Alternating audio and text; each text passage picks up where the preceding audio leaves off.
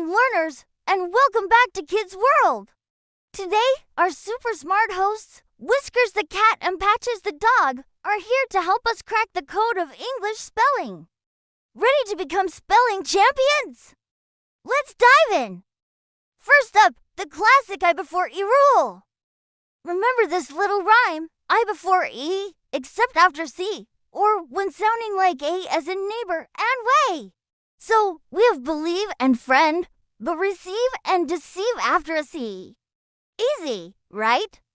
It's a great rule, but English loves to be tricky, so there are a few weird exceptions like weird. Next, let's talk about plurals. For most words, you just add an S, like one cat, to cats. But if a word ends in S, as H, CH, X, or Z, you add E's. Think bus becomes buses, and wish becomes wishes. And for words ending in Y, if there's a consonant before the Y, change the Y to I and add E's.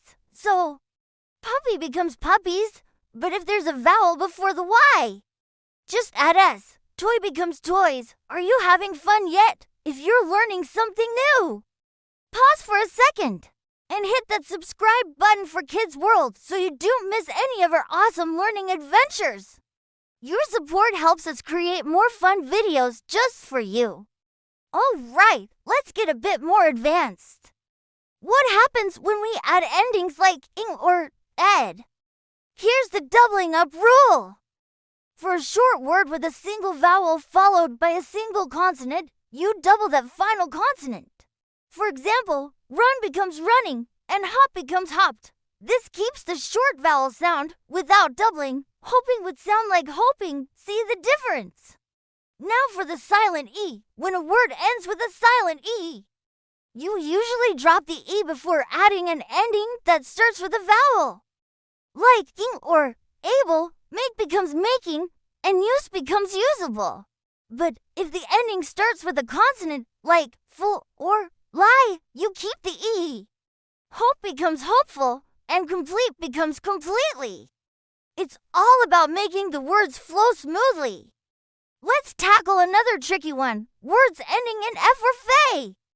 When making them plural, you often change the F or fey to S. One leaf becomes many leaves, and one knife becomes two knives. But again, watch out for those exceptions. Chief becomes chiefs, and roof becomes roofs. The best way to learn these is to read a lot and see them in action. Spelling might seem tough, but every rule you learn is like getting a new superpower. Practice these rules by writing sentences, reading books, and even playing word games. The more you use them, the more they'll stick in your brain.